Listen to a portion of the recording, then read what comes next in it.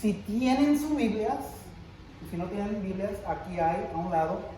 Si no tienen una Biblia en la casa en español, se pueden llevar esta como un regalo de la iglesia, de parte de la iglesia Keystone. Estamos en el libro, un día muy triste hoy, porque hoy terminamos el libro, el Evangelio de Juan, que comenzamos el 5 de mayo de 2019. Un año y 2 meses casi. Hoy terminamos finalmente el entero libro de San Juan, el Evangelio de Juan. Pero antes de terminarlo, lo que vamos a hacer, este sermón va a ser bien sencillo, en la manera que yo no voy a hablar. No aplaudan, por favor. Vamos a tomar un resumen. Voy a enseñar 2 videos que hablan del libro y el Evangelio de Juan. Son 2 videos. El primer video habla de los primeros 12 capítulos de Juan. Es un resumen. Y el segundo video habla de los capítulos de 13 al 21. El 21 es el capítulo donde estamos hoy. Pero así para repasar todo lo que hemos aprendido. Y este video me gusta porque también lo hacen en inglés. Este video está compartido por The Bible Project, el proyecto de la Biblia, se dice en español. Pero me encanta bastante este recurso porque hacen que la Biblia se venga con vida.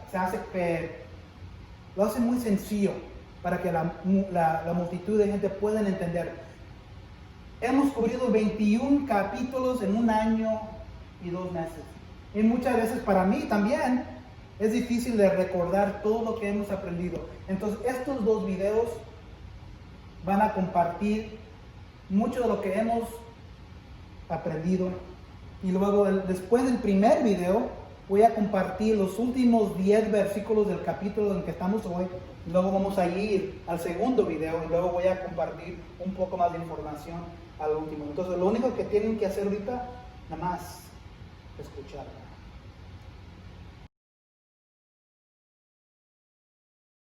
El Evangelio según Juan. Es uno de los registros más tempranos de la vida de Jesús, y al final del libro aprendemos que fue escrito por uno de los seguidores más cercanos de Jesús, llamado el discípulo al que Jesús amaba. Él aparece muchas veces en la narración misma, y hay algo de debate respecto a si es Juan hijo de Zebedeo, uno de los 12, o un Juan diferente que vivió en Jerusalén y que después fue conocido en la iglesia como Juan el Anciano. Sea el Juan que sea, el libro incorpora su testimonio ocular, y fue diseñado brillantemente con un propósito claro que se declara cerca del final del libro. Juan dice: pero esta historia se ha escrito para que ustedes crean que Jesús es el Cristo, el Hijo de Dios, y para que al creer tengan vida en su nombre. Juan cree que el Jesús sobre quien lees en este libro está vivo, es real, y puede cambiar tu vida para siempre. El diseño de este libro es realmente genial. Su primera mitad abre con un poema introductorio y una historia corta que es seguida por un gran bloque de historias acerca de Jesús, haciendo señales milagrosas que generan cada vez más controversia. Todo esto culmina en su señal más grande, la resurrección de Lázaro, la cual provoca la controversia más grande, donde los líderes de Israel deciden matar a Jesús. Eso nos lleva a la segunda mitad del libro. Estos capítulos se enfocan en la última noche de Jesús y sus últimas palabras para sus discípulos, seguido de su arresto, juicio, muerte y resurrección. El libro concluye con un epílogo. En este video solo nos enfocaremos en la primera mitad. Así que el libro inicia con una introducción de 2 partes.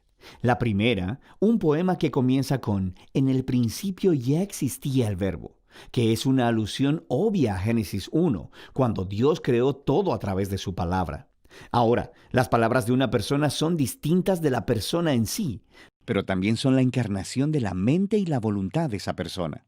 Así que Juan dice que el verbo estaba con Dios. Esto es distinto de, y sin embargo, que el verbo era Dios. Esto es divino. Y mientras meditamos en esta declaración, escuchamos más adelante en el poema que este verbo divino se hizo humano en Jesús. Luego Juan Conecta con las historias del Éxodo, diciendo que Jesús era el tabernáculo de Dios entre nosotros. La gloriosa presencia divina que estaba sobre el arca del pacto se hizo humana en Jesús, lo que lleva a su última declaración, que el único y verdadero, el Dios de Israel, consiste en Dios el Padre y el Hijo que se ha hecho humano para revelarnos al Padre. Mientras consideramos estas asombrosas declaraciones, empezamos a escuchar una historia acerca de cómo Juan el Bautista se encontró con Jesús por primera vez y luego guió a otras personas a encontrarse con él y a convertirse en sus discípulos. Y una por una, mientras las personas se encuentran con Jesús, dicen en voz alta quién piensan ellos que Él es. Y en este capítulo se le da 7 títulos a Jesús. Estos títulos nos preparan para el amor de Juan por el número 7 al diseñar el libro y también declaran algo, que este ser Jesús de Nazaret, completamente humano, es el Rey mesiánico. Él es el Maestro de Israel y Él es el Hijo de Dios que morirá por los pecados del mundo. Esta es una afirmación muy grande acerca de una persona, y ahora Juan va a respaldarla a través de las historias en los capítulos del 2 al 12. Todas tienen el mismo patrón básico. Jesús hace una señal o alguna declaración acerca de sí mismo, y eso resulta en malentendidos y controversias. Y así, al final de cada historia, las personas se ven obligadas a tomar una decisión sobre quién creen que Jesús es. La primera sección muestra a Jesús enfrentándose a 4 instituciones clásicas judías, y en cada caso, Jesús muestra que Él es la realidad a la que esas instituciones señalaban. Jesús está en una boda y el vino se termina, y Jesús convierte unas grandes vasijas de agua, como 120 galones en total, en el mejor de los vinos. Y el mayordomo le dice al novio, guardaste el mejor vino para el final, lo que es, por supuesto, cierto. Pero Juan también le llama a esto la primera señal milagrosa de Jesús. En otras palabras, es un símbolo que revela algo acerca de Jesús, justo como dijo Isaías, que el reino mesiánico sería como una gran fiesta con gran cantidad de buen vino. Esta primera señal milagrosa revela la generosidad del reino de Jesús. Después, Jesús se dirige al templo de Jerusalén, el lugar donde el cielo y la tierra se supone que deben unirse y donde Dios se encontraría con su pueblo. Y Jesús ejerce su autoridad sobre él, expulsando a todos los cambistas, deteniendo las ofrendas de sacrificio, y cuando los líderes del templo lo amenazan, él dice, destruyan este templo y en 3 días lo levantaré. Jesús está declarando que su muerte sacrificial venidera es el lugar donde el cielo y la tierra verdaderamente se unirán. Su cuerpo, que será asesinado, es la realidad hacia la que el edificio del templo apunta. Luego Jesús tiene esta conversación durante toda la noche con un rabí llamado Nicodemo, que piensa que Jesús es igual que él, otro rabí y maestro para Israel. Pero Jesús dice que Israel necesita mucho más que simplemente otro maestro con nueva información. Israel necesita un nuevo corazón y una nueva vida. O en sus propias palabras, nadie puede experimentar el reino de Dios sin haber nacido de nuevo. Jesús cree que los humanos están atrapados en una red de egoísmo y de pecado que lleva a la muerte. Pero Él también sabe que Dios ama a este mundo, así que Él está aquí para ofrecer al pueblo un nuevo nacimiento, una nueva oportunidad de vivir. Desde aquí, Jesús viaja al norte y termina en un pozo sagrado, conversando con una mujer samaritana. O sea que no es judía. Ellos empiezan a hablar acerca del agua del pozo, la cual Jesús cambia en una metáfora acerca de sí mismo. Él dice que Él está aquí para traer agua viva, que puede transformarse en una fuente de vida eterna. Ahora, en Juan, este término se refiere a una nueva calidad de vida, una que está llena del amor eterno de Dios, y es una vida que puede empezar en el ahora y continuar hacia el futuro. Después de esto, Juan ha diseñado otra colección de historias que tuvieron lugar durante 4 de los días sagrados judíos, o fiestas. Y de nuevo, Jesús utiliza las imágenes relacionadas con las fiestas para hacer declaraciones acerca de sí mismo. Primero, Jesús sana a un hombre paralítico en el día de reposo, lo que desata una controversia con los líderes judíos sobre trabajar en el día de reposo. Y Jesús dice que es su Padre quien está trabajando en el día de reposo, así que Él también. Y ellos entienden lo que Jesús está diciendo. Él estaba llamando a Dios su Padre, haciéndose igual a Dios, así que quieren matarlo. La siguiente historia tiene lugar durante la Pascua. la fiesta que volvía a contar la historia del Éxodo con la cena simbólica del Cordero, el pan y el vino. Y Jesús, milagrosamente, provee comida para una multitud de miles de personas, lo cual resulta en que la gente le pida más pan. Y luego Jesús declara que Él es el verdadero pan y que si ellos comen de Él, descubrirán la vida eterna. Y esto ofende a muchas personas que dejan de seguirlo. Después de esto, hay un bloque de historias ambientadas en Jerusalén durante la fiesta de los tabernáculos, la cual volvía a contar la historia del camino de Israel por el desierto mientras Dios los guiaba con la columna de nube y fuego y les daba agua en el desierto. Y Jesús se levanta en los atrios del templo y exclama: «Si alguno tiene sed, venga a mí y beba». Y luego Él dice: «Yo soy la luz del mundo». Está diciendo que Él es la presencia iluminadora de Dios y el regalo de vida de Dios para su pueblo.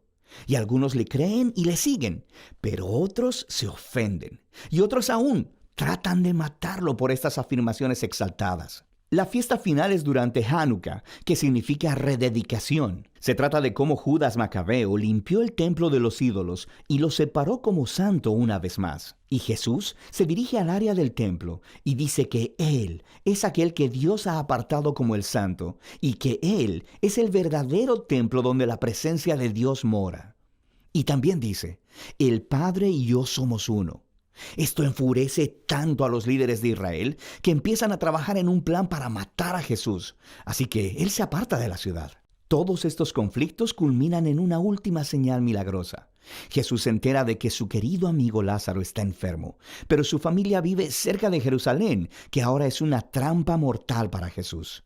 Jesús pudo haberse quedado lejos y hubiera salvado su propia vida, pero Él ama a Lázaro. Por lo que una vez que se entera de que Lázaro murió, Él va a resucitarlo de los muertos y le llama a que salga de la tumba, sabiendo que esto le costará su propia vida. Y por supuesto, las noticias de esta maravillosa señal se esparcen rápidamente. Y justo como Jesús sabía que sucedería, los líderes de Jerusalén escuchan lo que pasó y empiezan a conspirar para asesinarlo. Así que Él entra en Jerusalén como el rey de Israel, quien es rechazado por sus líderes. Entonces, la primera mitad de Juan termina con esta historia acerca de Jesús entregando su vida como un acto de amor por su amigo. Y esto, por supuesto, también es una señal que apunta hacia la cruz, la cual exploraremos con más detalle en el siguiente video. Pero por ahora, esta es la primera mitad del Evangelio de Juan. Si tienen su Biblia, Juan capítulo 21, el último capítulo de Juan, versículos 15 a 25, voy a hacer la lectura sin comentario, luego seguimos al segundo video. Juan 21, 15 a 25. Cuando terminaron de desayunar, Jesús le preguntó a Simón Pedro: «Simón, hijo de Juan, ¿me amas más que estos?» «Sí, Señor, tú sabes que te quiero», contestó Pedro. «Apacienta mis corderos», le dijo Jesús. Y volvió a preguntarle: «Simón, hijo de Juan, ¿me amas?» «Sí, Señor, tú sabes que te quiero. Cuida de mis ovejas». Por tercera vez Jesús le preguntó: «Simón, hijo de Juan, ¿me quieres?» A Pedro le dolió que por tercera vez Jesús le hubiera preguntado: «¿Me quieres?». Así que le dijo: «Señor, tú lo sabes todo, tú sabes que te quiero. Apacienta mis ovejas», le dijo Jesús. «De veras te aseguro que cuando eras más joven, te vestías tú mismo y ibas a donde querías. Pero cuando seas viejo, extenderás las manos y otro te vestirá y te llevará a donde no quieras ir». Esto dijo Jesús para dar a entender la clase de muerte con que Pedro glorificaría a Dios. Después de eso añadió: «Sígueme».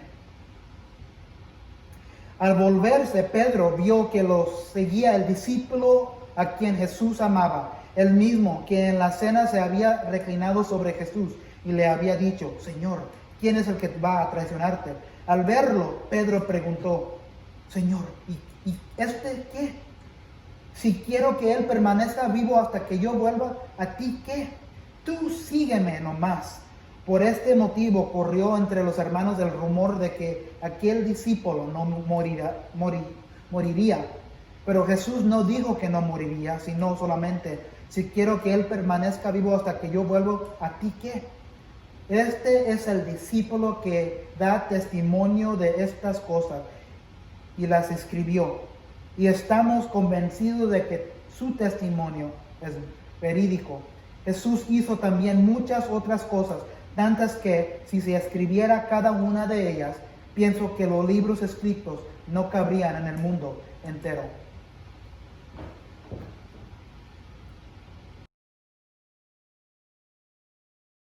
El Evangelio según Juan. En el primer video vimos que Juan escribió este libro para declarar que Jesús es el Mesías, el Hijo de Dios, la encarnación de la palabra y de la gloriosa presencia de Dios, quien ha venido a revelar quién verdaderamente es Dios. Luego exploramos cómo Juan diseñó la primera mitad del libro para demostrar esta declaración.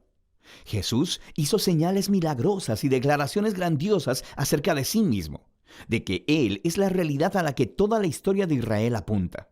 Sin embargo, todo esto genera controversia y los líderes judíos confrontan a Jesús por todas estas declaraciones. Y esto culminó con Jesús rindiendo su vida por su amigo Lázaro. Al acercarse a Jerusalén para resucitarlo, Jesús selló su destino. Una vez que el complot para asesinar a Jesús fue puesto en marcha, llegamos a la segunda mitad del libro.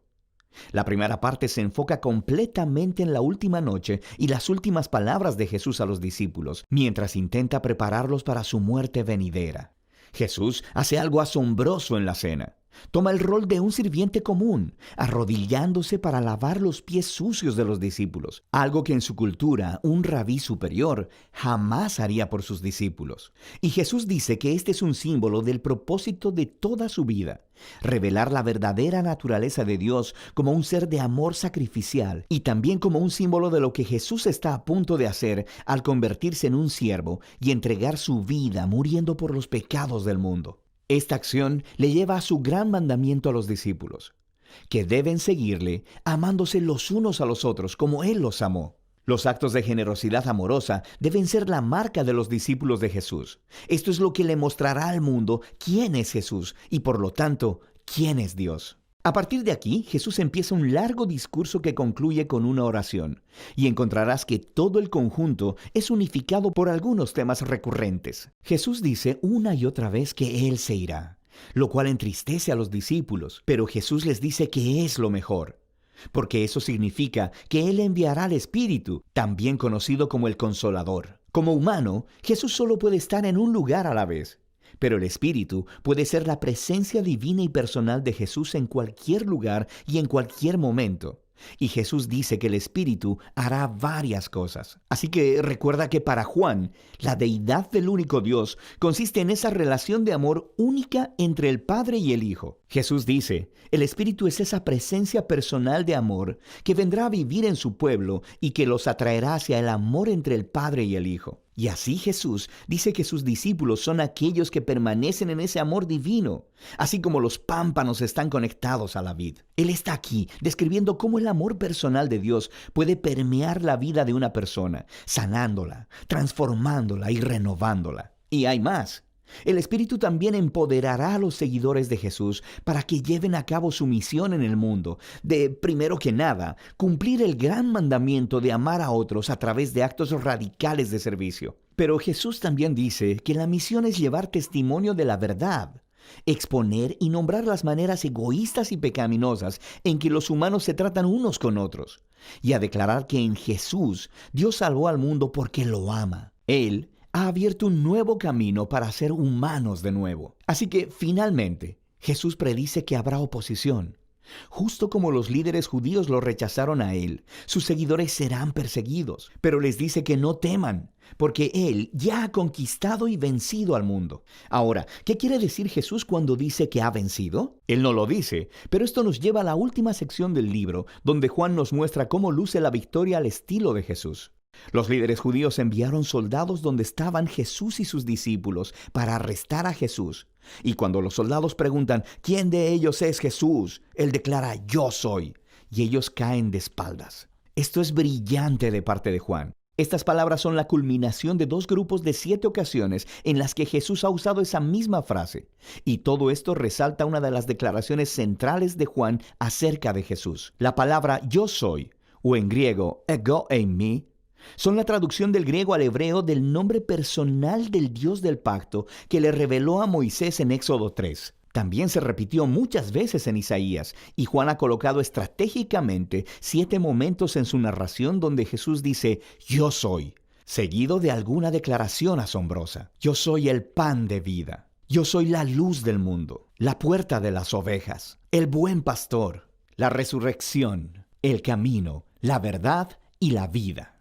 La vid verdadera. Y Juan también ha diseñado otras 7 historias que tienen momentos claves donde Jesús simplemente dice, yo soy, haciendo eco de este nombre divino. Así que aquí, mientras Jesús es arrestado, es el irónico clímax de todas estas ocasiones, porque Jesús revela su nombre divino, su poder y su victoria precisamente en el momento que está entregando su vida. Después de esto, Jesús es sometido a juicio por sus grandes declaraciones acerca de ser el Hijo de Dios y el Rey de Israel. Primero delante del sumo sacerdote y después delante del gobernador romano, Pilato, quien tiene que tomar seriamente a cualquiera que sea acusado de llamarse el Rey de Israel. Y Jesús le dice a Pilato, mi reino no es de este mundo, lo que significa que Él es un rey y que su reino es para este mundo, pero que su sistema de valores es radicalmente diferente. Su redefinición del poder y la grandeza no se procede de este mundo. Más bien, estos valores se definen por el carácter de Dios que Jesús ha revelado a través de su reino que opera inverso a los otros reinos, que es personificado por la cruz. Es el lugar donde el verdadero rey del mundo conquista el pecado y la maldad al dejar que éstos lo golpeen. Y Jesús obtiene la victoria sobre el mundo a través de un acto de amor sacrificial. Después de esto, el cuerpo de Jesús es colocado en una tumba que luego es sellada. Y en el primer día de la semana, María y luego el resto de los discípulos descubren que la tumba está extrañamente abierta y vacía. Luego María, de repente, se encuentra con Jesús. Él está vivo. Resucitó de entre los muertos. Ahora, la resurrección de Jesús se conecta con otro patrón de 7 en el Evangelio de Juan. Regresando a la boda en Caná, cuando Jesús convirtió el agua en vino, Juan nos dijo que esa era la primera señal de Jesús. Él también identificó la segunda señal, la sanidad del niño enfermo en el capítulo 4. Pero después de esto, Juan te deja que lleves la cuenta.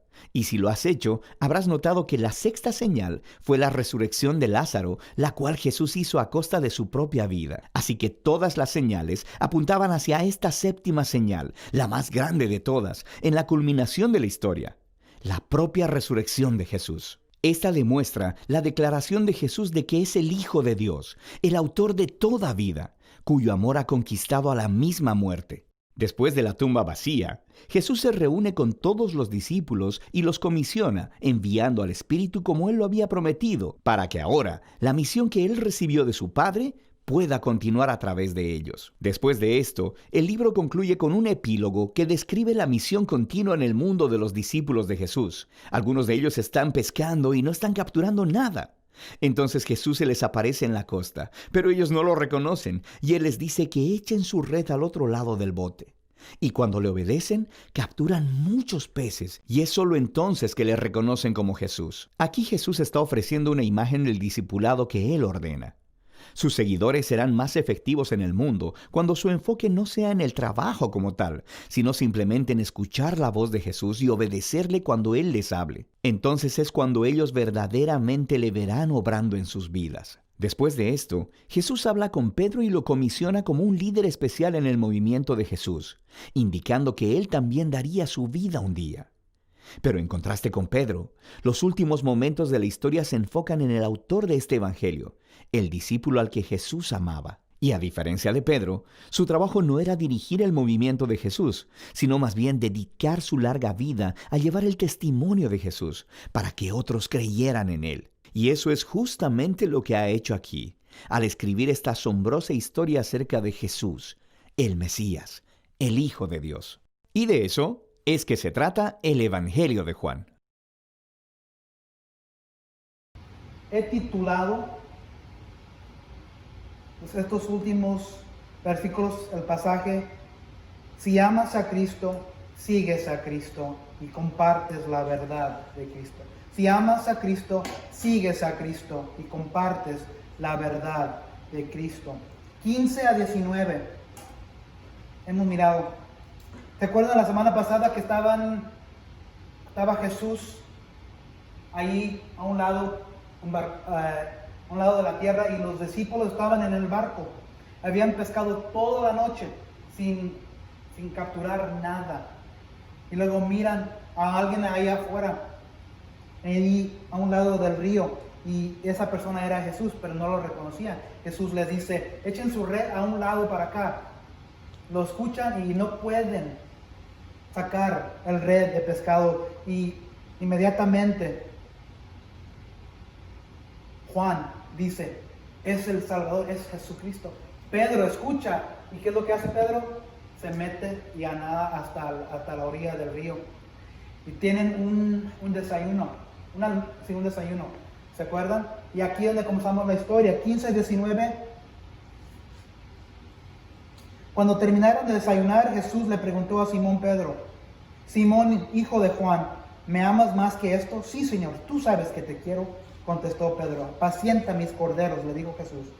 Y volvió a preguntarle: Simón, hijo de Juan, ¿me amas? Sí, Señor, tú sabes que te quiero. Cuida de mis ovejas, dijo Jesús. Por tercera vez Jesús le preguntó: Simón, hijo de Juan, ¿me quieres? A Pedro le dolió que por tercera vez Jesús le hubiera preguntado: ¿me quieres? Así que le dijo: Señor, tú lo sabes todo. Tú sabes que te quiero. Apacienta mis ovejas, le dijo Jesús. De veras te aseguro que cuando eras más joven te vestías tú mismo y ibas a donde querías. Pero cuando seas viejo extenderás las manos y otro te vestirá y te llevará a donde no quieres ir. Esto dijo Jesús para dar a entender la clase de muerte con que Pedro glorificaría a Dios. Después de eso añadió: sígueme. Si amamos a Jesús, lo seguimos. ¿Por qué le preguntó 3 veces a Pedro? ¿Alguien puede tratar de adivinar por qué 3 veces le preguntó Jesús a Pedro si lo amaba? ¿Qué es lo que había hecho Pedro contra Jesús?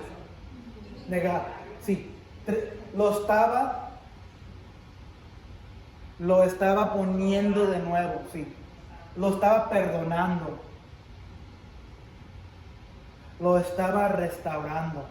3 veces. Por las 3 veces que Pedro negó a Jesús. Es como decir, si alguien que ustedes aman les pregunta a ustedes: ¿me amas? Sí, yo te amo. Y otra vez te pregunta esa persona: ¿me amas? Sí, tú sabes que te amo. Otra vez, para la tercera vez, ¿qué trae esta persona? ¿No entiende que la amo? ¿Me amas? Tú sabes todo. Si fuéramos uno de nosotros, pero Pedro le da dolor porque es el Señor Jesucristo, Dios. Pedro le dice: Jesús, tú sabes todo, tú sabes que yo te amo. Apacienta mis ovejas, sígueme.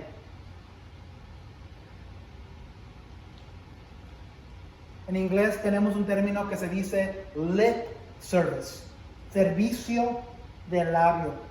Podemos decir cualquier cosa, podemos hablar: sí, te amamos Jesús, sí, Señor, sí, Dios, igual a la iglesia, yo doy ofrendas, yo soy buena persona, soy buen esposo, soy buena esposa, yo trato a todos los seres humanos con dignidad, con respeto. Todo eso es servicio de labios. Pero ¿qué es lo que dice Jesús? Apacienta mis ovejas, que los sigamos. Esa es la única manera que dice Jesús, que demuestra que nosotros amamos a Dios, lo seguimos. ¿Y cómo seguimos a Dios? Obedeciendo lo que Él ha dejado en su palabra, lo que Él nos ha dicho. Todo el libro de Juan hemos visto mandamiento tras mandamiento. Amar a las personas. No hay amor más grande que dar su vida por otro hombre, por otra mujer, por otro ser humano. Y aquí Jesús ya había dado su vida. Entonces Jesús le está diciendo a Pedro: si sinceramente me amas, tienes que seguirme. Entonces, si tú y yo sinceramente amamos a Jesús, tenemos que obedecer lo que dice la palabra de Dios, porque la palabra de Dios es inspirada por Dios. Si lo amamos, lo seguimos. Nos está diciendo Jesús, sígueme. 20 a 23 dice, al volverse, entonces Pedro está hablando con Jesús. Y sabemos que hay varios discípulos, acaban de desayunar, Pedro acaba de hablar con Jesús, o está hablando con Jesús, y Pedro mira para atrás, y ¿quién ve? ¿Qué dice aquí? Al volverse, Pedro vio que lo seguía el discípulo a quien Jesús amaba. ¿Cómo se llama este hombre? Juan, el autor de este libro. El mismo que en la cena se había reclinado sobre Jesús y le había dicho, Señor, ¿quién es el que va a traicionarte? Al verlo, Pedro preguntó, Señor, ¿y este qué? Entonces, Pedro mira para atrás y mira a Juan, y en vez de preocuparse Pedro por él mismo nomás, mira para atrás y dice, ¿y qué le va a pasar a este? En vez de estar enfocado en sí mismo, él está enfocado en otras personas. Él está enfocado en cosas que no debe de enfocarse. Dice Jesús, el 22, si quiero que Él permanezca vivo hasta que yo vuelva, ¿a ti qué? Aquí es como decir, no te importa, no te importa. ¿Por qué te preocupas por otras personas, en el bienestar? ¿Por qué te preocupas por las vidas piadosas de otras personas? ¿A ti qué? Tú, Pedro, sígueme nomás. Muchas veces nosotros estamos mirando para allá, para acá. Mira, esa persona dijo esto, esta persona dijo esto acá. Tal fulano dice que es de la iglesia, piadoso, piadosa, tal fulana. Estamos más enfocadas. Nos importa más lo que está pasando alrededor de nosotros, en vez de enfocarnos nosotros en Cristo solo. Nos desviamos. Entonces Jesús le dice a Pedro, ¿y qué?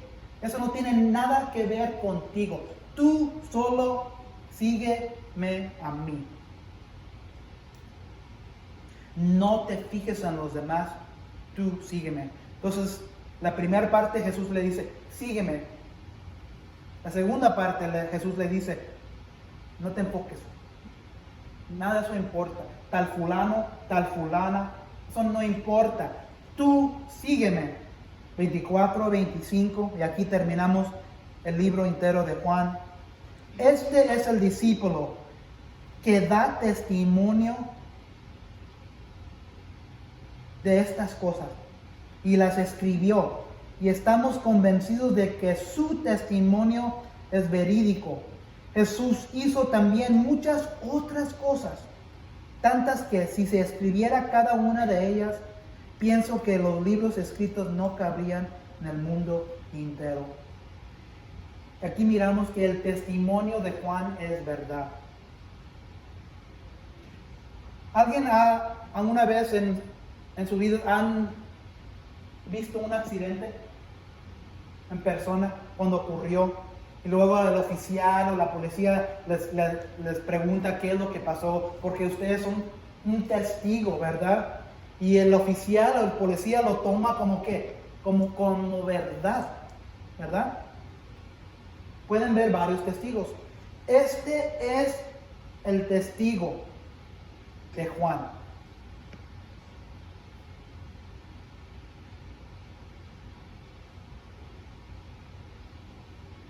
Y este testigo y este testimonio es verídico.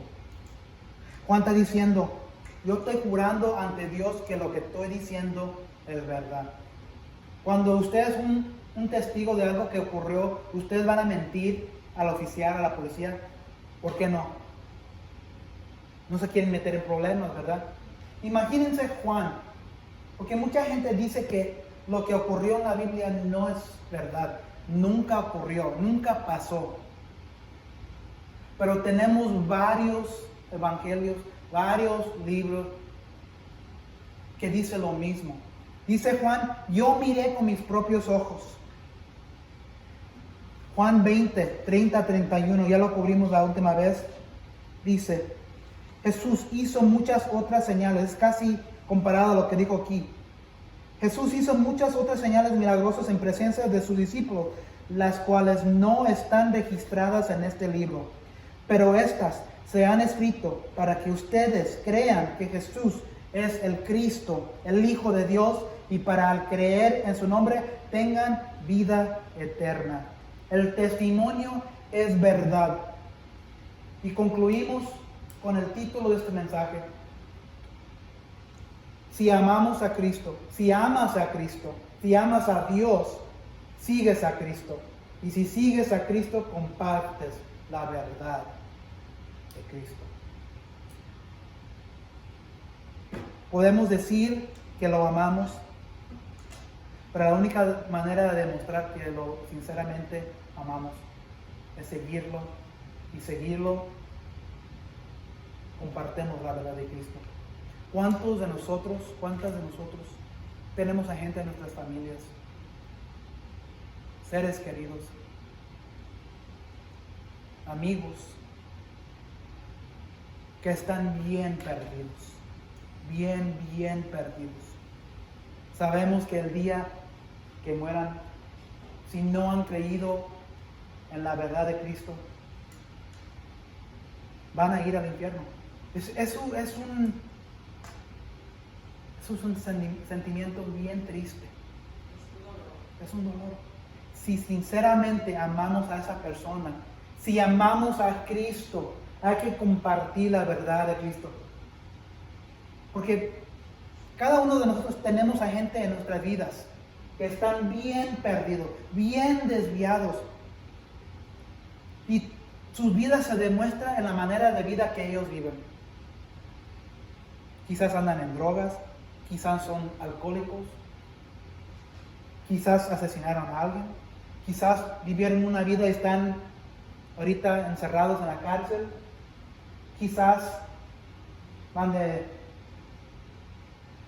matrimonio a matrimonio, quizás lastiman a los niños, quizás lastiman a su cónyuge, y siempre es una ausencia de Jesucristo, siempre. Hay que compartir el Evangelio de Jesucristo. El Evangelio, si se acuerdan, es las buenas noticias de lo que hizo Jesús por nosotros. Hemos recorrido todo el libro de Juan este año pasado, y todo eso para que miremos que lo que hizo Jesús en la cruz era para nosotros, pero también es para esa persona que tenemos en cada una de nuestras vidas, que no tiene a Cristo como la esperanza. Si sinceramente amamos a esa persona, a esa mamá, a ese papá, a ese hermano, a ese sobrino, a ese cuñado, ese esposo, esa esposa, ese hijo, esa hija, nieto, nieta, y sabemos que ellos no están nacidos de nuevo.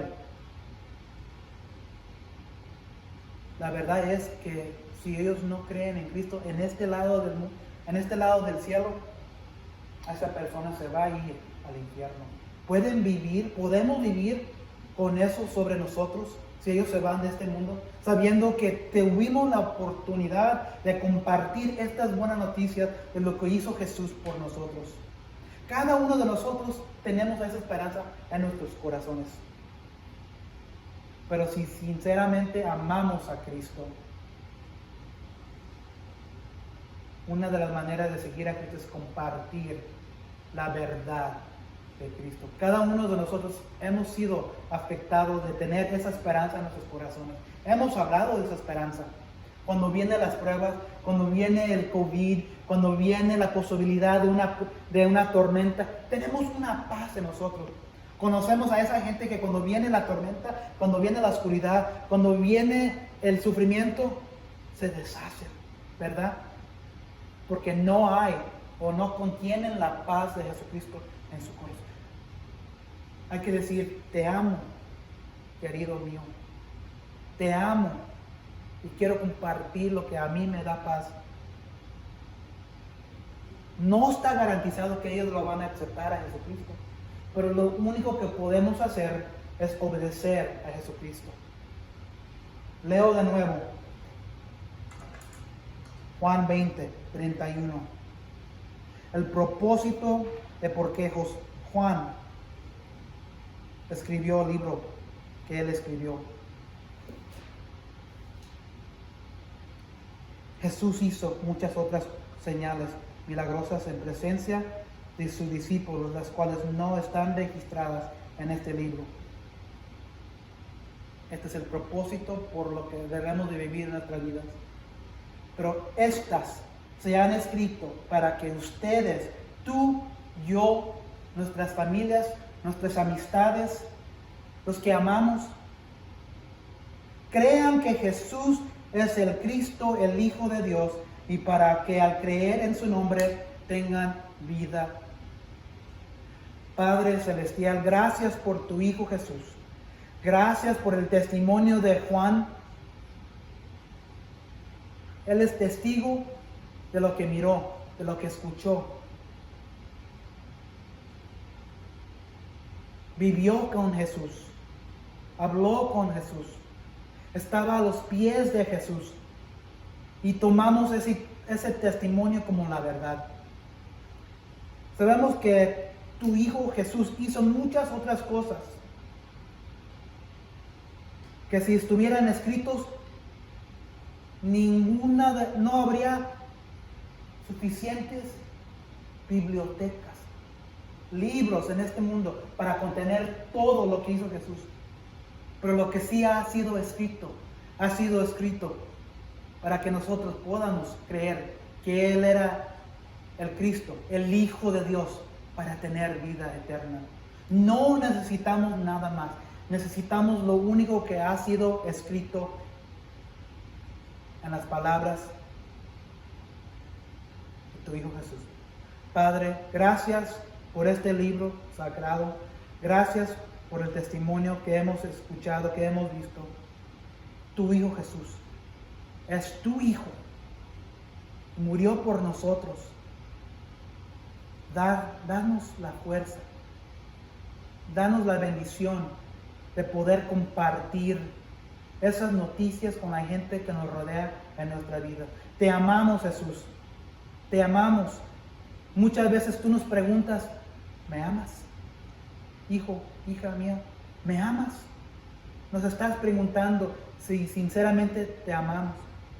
Y la única manera de responder es amar a los que nos rodean.